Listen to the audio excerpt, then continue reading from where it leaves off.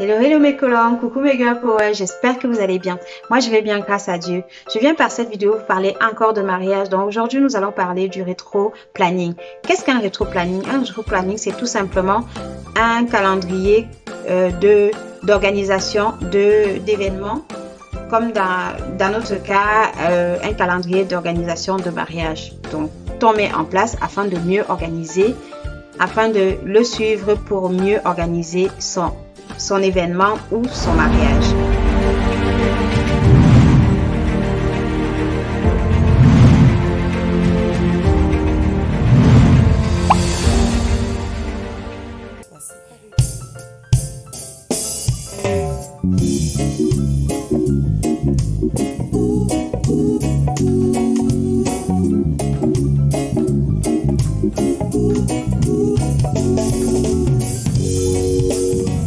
Aujourd'hui, si toi tu me découvres, je suis Josie Laura, je suis créatrice de bijoux, accessoires de mode, beauté et style. Je crée et je confectionne également pas mal de choses dont vous découvrirez sur mes différents réseaux sociaux ainsi que dans ma boutique en ligne sur Etsy.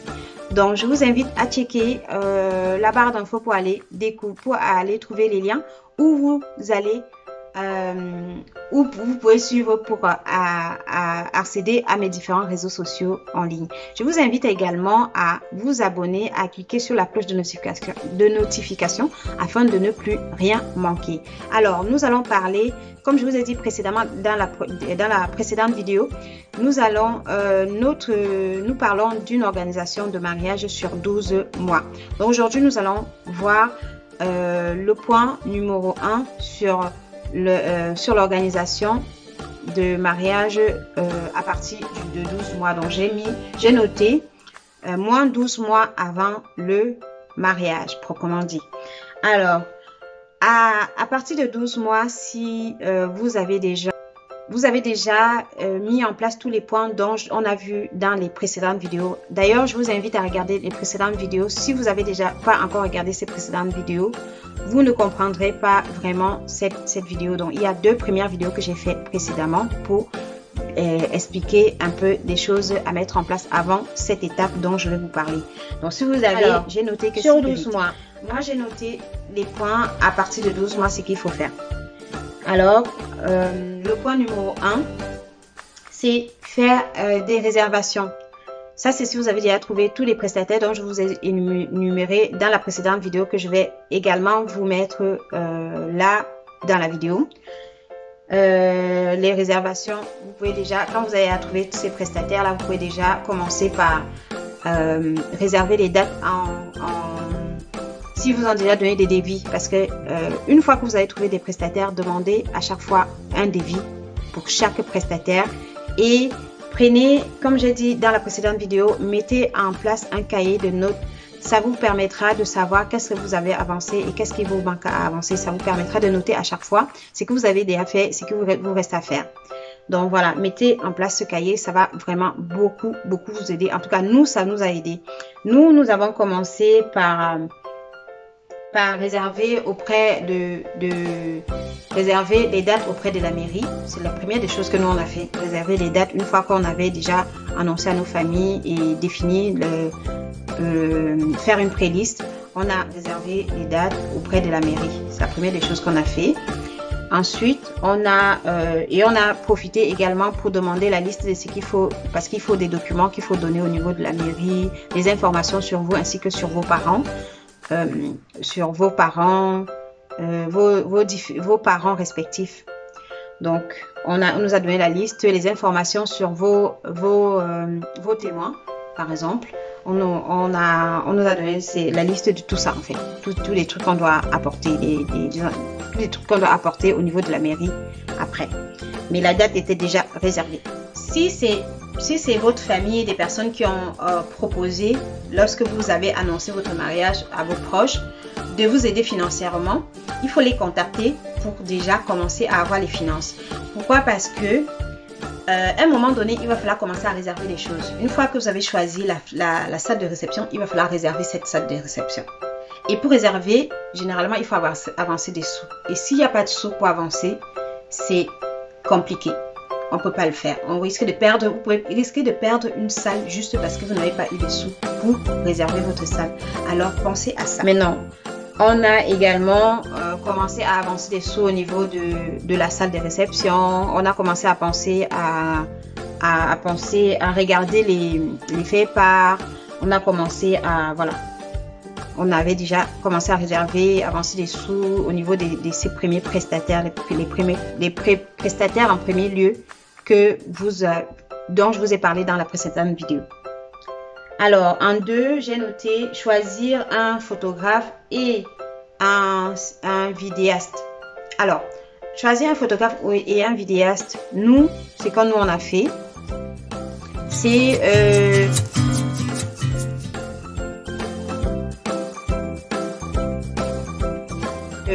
dans notre église, on a essayé de se renseigner auprès des personnes qui s'étaient déjà mariées pour savoir, pour trouver un photographe à moindre prix. Un photographe professionnel qui ne va pas nous ruiner, vous savez. Et je me souviens que on nous avait conseillé un photographe qui nous demandait 4 000 € de prestation. Juste le photographe, 4 000 € pour la prestation. Et à l'église, on fréquentait un couple qui s'était marié il n'y avait pas très longtemps. Et on faisait la prière avec un couple qui s'était marié il n'y avait pas très longtemps. Quand on a parlé de notre mariage, ils nous ont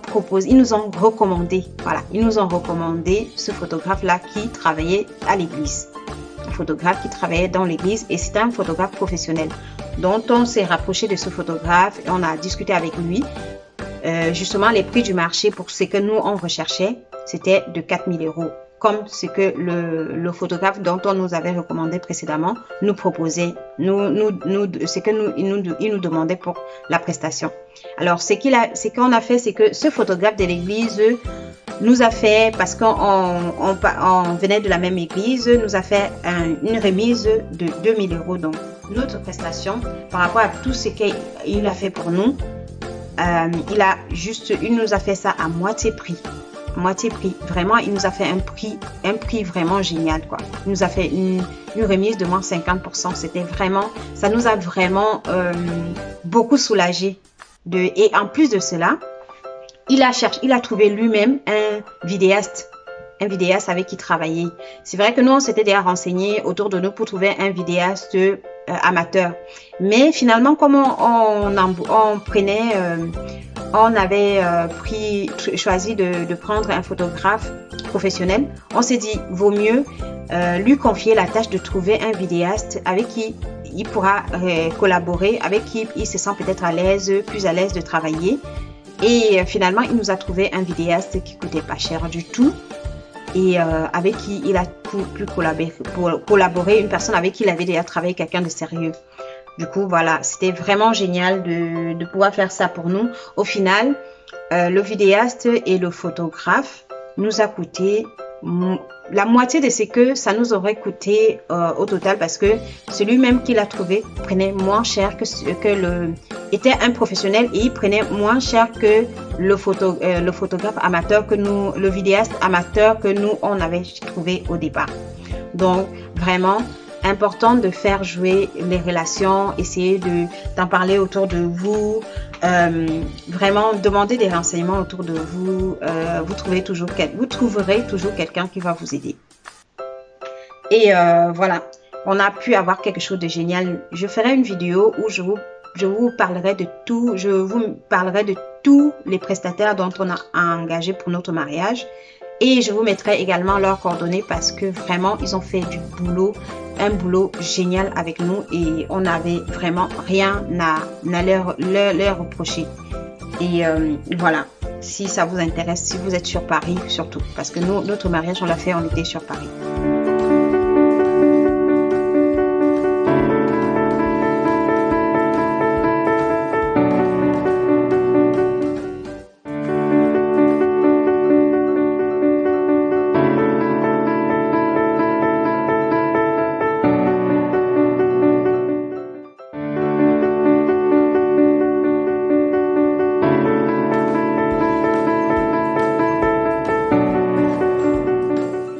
Donc, en En 3, donc c'était choisir un photographe et un vidéaste. En 3, j'ai noté, excusez-moi si je regarde à côté, c'est que je regarde mes notes pour ne pas me perdre, parce que j'ai tendance à aller dans tous les sens quand je ne suis pas les notes.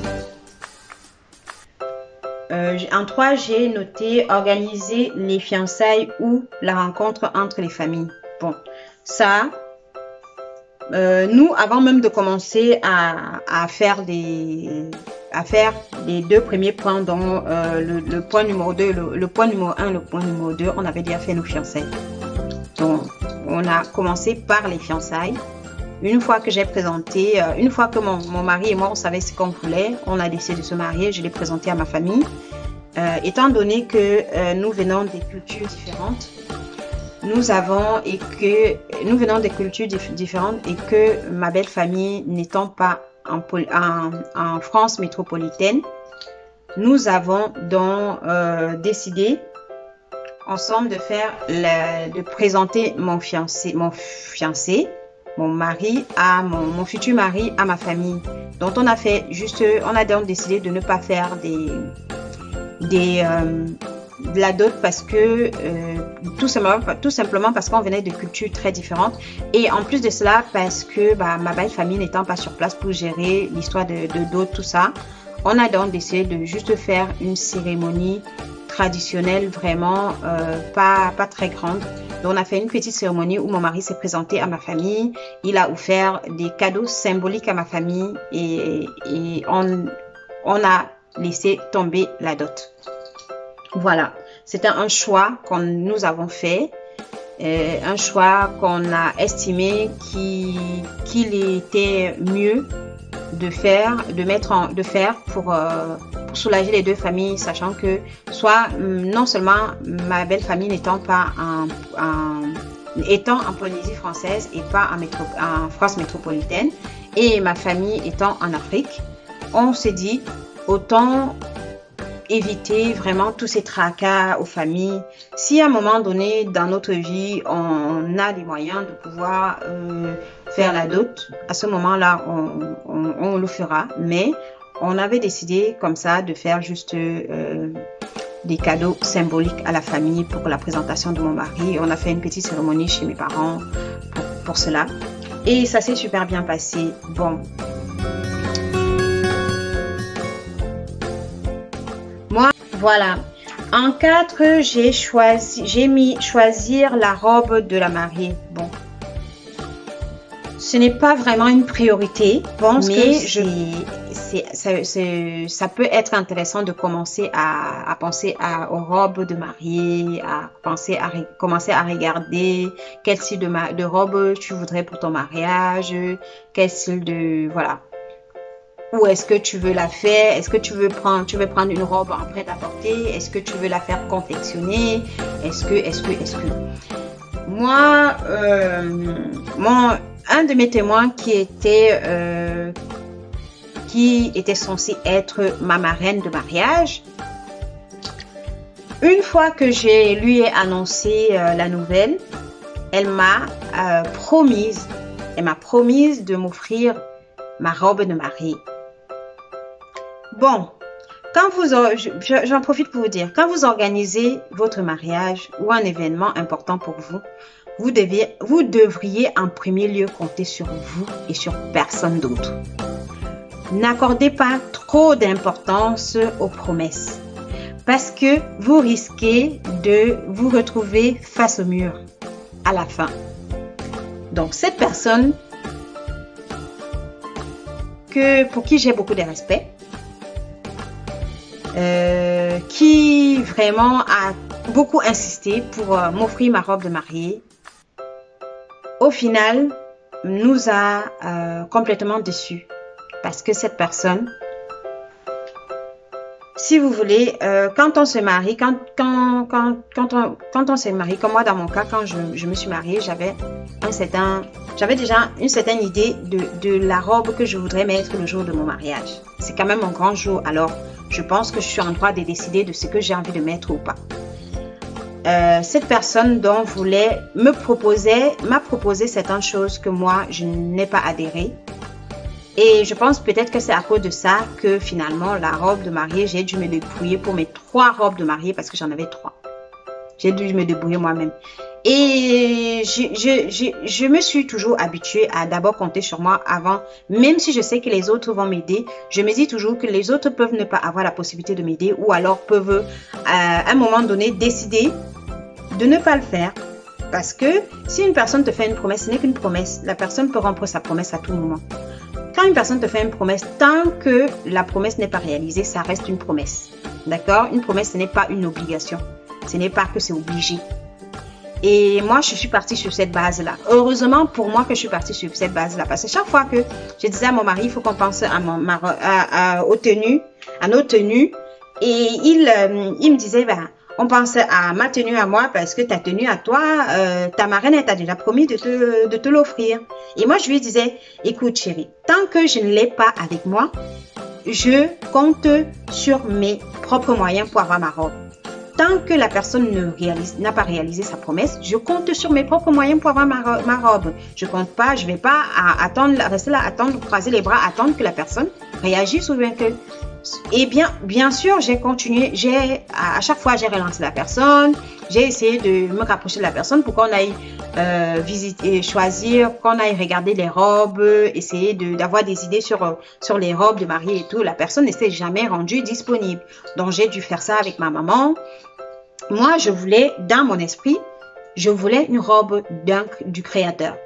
Alors, à Paris, une fois, j'allais faire mon passeport, quand j'allais faire les démarches pour le mariage à l'ambassade du Cameroun, j'étais tombée sur la boutique d'un créateur de robes de mariée et j'avais beaucoup aimé ses modèles.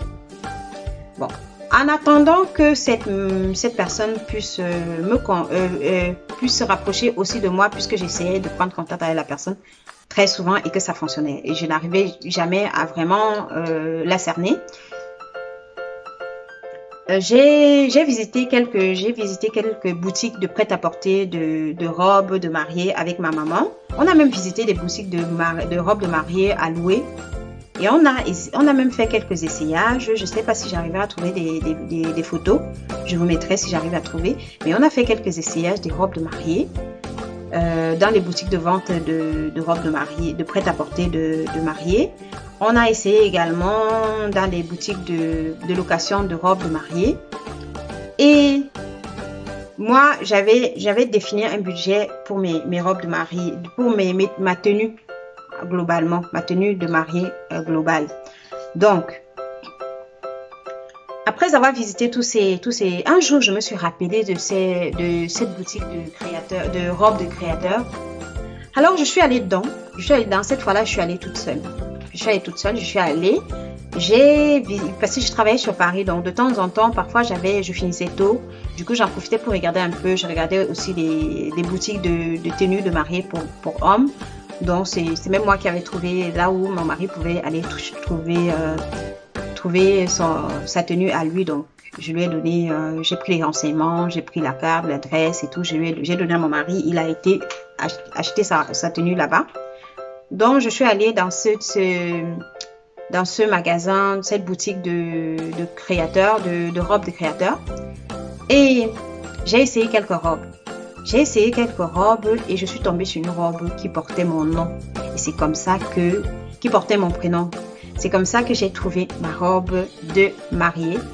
Et quand j'essayais les robes, elle me donnait les noms des robes et tout parce qu'il y avait, chaque robe avait été personnalisée, avait des noms, portait des noms. Et elle m'a fait porter une robe qui s'appelait Laura.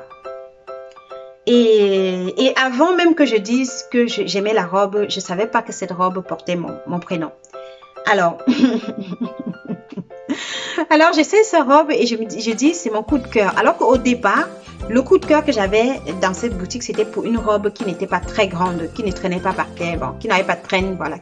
Vraiment une robe qui arrivait jusqu'au niveau qui n'était pas très, très longue, en tout cas. Finalement, quand je l'ai essayé, je ne l'ai pas aimé. Je lui ai demandé de me proposer, de me montrer d'autres modèles. Alors j'essaye cette robe et après je lui dis c'est mon coup de cœur, j'aime trop cette robe. Je lui demande un devis et au moment de me faire le devis pour cette robe, elle me dit est-ce que vous savez comment s'appelle cette robe? Et non, je lui donne mon nom, voilà pour le devis, pardon. Je lui donne mon nom pour le devis. Pour ma petite histoire, je lui donne mon nom pour le devis et elle me dit est-ce que vous savez comment s'appelle cette robe? Je pense que si vous aviez un doute, je pense que quand je vais vous dire le nom de cette robe, votre doute va se dissiper et vous allez rester sur cette robe. Je vous assure que quand elle m'a sorti le nom de la robe, elle m'a dit vous avez le nom, le même prénom que votre robe. Et là, j'ai dit waouh, c'est ma robe. Il n'y a plus rien à dire, il n'y a même plus rien à réfléchir. C'est ma robe, donnez-moi le devis et je vais vous dire quand est-ce que je vais venir réserver cette robe en vous avançant des sous. Et elle m'a fait le devis et elle m'a donné la somme à payer et la somme à avancer pour bloquer la robe. Et c'est comme ça que j'avais trouvé ma robe. Ma première robe, la robe que j'ai portée à l'église. Maintenant, la robe pour la cérémonie civile, puisque mon mari devait être en tenue, j'ai donc décidé de porter une robe une robe qui ne fasse pas trop imposante, une robe vraiment simple. Simple, je vous assure que ma robe était vraiment simple, il y avait juste... Et cette robe, je l'ai trouvée, je l'ai achetée sur...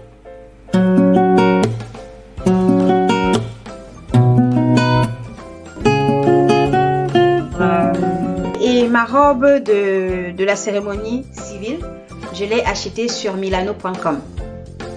Alors, cette robe ne m'a pas coûté très cher. Elle m'a coûté, waouh, elle m'a coûté maximum 300 euros. Maximum 300 euros. Et ce qui m'a coûté cher, par contre, c'est que je me suis fait avoir, c'est que le livreur, il faut faire attention à ça, par contre. Quand vous faites des commandes sur Internet, c'est que vérifiez bien que vos frais de livraison ne seront pas qu'à la livraison, on va pas vous demander de payer encore une somme. Donc, quand j'ai payé ma robe, elle m'a coûté moins de 300 euros. Et à la livraison, le livreur m'a demandé de payer encore une somme pour récupérer mon colis. Donc, ce sont des erreurs que j'ai faites que j'aimerais pas que vous le fassiez aussi. Donc, vérifiez bien avant de valider votre commande qu'il n'y aura pas d'autres frais au moment de la réception de votre colis. Vérifiez bien cela. Donc, j'ai dû payer, je pense que c'était 75 euros pour récupérer mon colis une fois que c'est arrivé à ma porte. Voilà. Ensuite, la troisième robe, je l'ai commandée sur Gigi. Je crois gigious.com.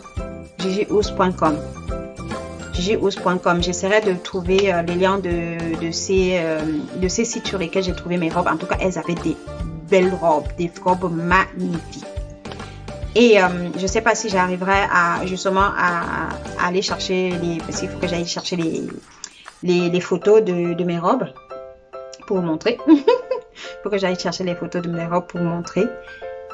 Mais je vous assure que j'ai eu des magnifiques robes. Même seulement la robe que j'ai portée à la mairie, elle était très belle. Elle était simple, elle était très belle. Elle avait une traîne que je pouvais l'attacher au niveau de ma taille ou juste la laisser traîner, mais elle n'était pas longue. C'était vraiment quelque chose de simple. J'ai trouvé mon chapeau, je l'ai acheté ailleurs. Mon chapeau, je l'ai acheté ailleurs. J'ai acheté sur un site là. J'essaierai si j'arrive à trouver du temps, j'essaierai de vous mettre tous les liens de tous les sites sur lesquels j'ai acheté mes tenues de mariée. Maintenant, pour mon chéri, comme je vous ai dit, en allant travailler, je suis tombée sur une boutique de vente de tenues de mariée pour hommes. Et ça, il le sait peut-être pas, mais la tenue qu'il a portée, je l'ai choisie moi. Et je m'étais arrangée avec le vendeur pour que s'il vient, qu'il soit orienté dans ce sens-là, pour qu'il choisisse, orienté de façon à ce qu'il choisisse cette tenue-là. Donc voilà, c'était le petit secret qu'il va découvrir dans cette vidéo. Mais il a beaucoup aimé cette tenue puisque même si j'avais demandé au vendeur de l'orienter dans ce sens-là, s'il n'avait pas aimé, il n'aurait pas pris. Ça, c'est quelque chose que je connais chez mon mari, c'est que s'il n'aime pas quelque chose, il ne le prendra pas. Quoi que tu fasses, il ne le prendra pas. Donc, s'il a pu le prendre, même si j'avais un peu choisi cette tenue pour lui, c'est parce qu'au départ, il a aussi aimé. Il a aimé et il a validé. Voilà. Donc, c'est à vous seul de faire en sorte que ça se passe comme vous l'avez rêvé, comme vous l'avez souhaité et comme vous le voulez. Sur ce, merci d'avoir regardé cette vidéo jusqu'à la fin. Je te souhaite un heureux mariage, je te souhaite une superbe organisation de mariage, je te souhaite de réussir tout cela. Et je te recommande de prendre soin de toi parce que personne ne le fera mieux que toi. Et je te dis à bientôt dans une prochaine vidéo. Dans la prochaine vidéo, on va parler de ce qu'on fera à partir du 10e mois. Donc voilà, tout ceci, c'est des choses à faire du 12e mois jusqu'au 10e mois. Et à partir du 10e mois, je te parlerai des choses que tu devras mettre en place à partir du 10e mois. Ça te permettra de mieux voir venir les choses et d'éviter certaines erreurs. Voilà, je t'embrasse fort et je te dis à bientôt dans la prochaine vidéo. Surtout, n'hésite pas à me laisser un commentaire, un pouce bleu ou un pouce en l'air, tout simplement. Et à partager si l'envie, si tu le veux bien. Et également à t'abonner si ce n'est pas encore le cas, à cliquer sur la cloche de notification afin de ne plus rien manquer. J'espère que mon expérience va t'aider et bisous. Bye bye.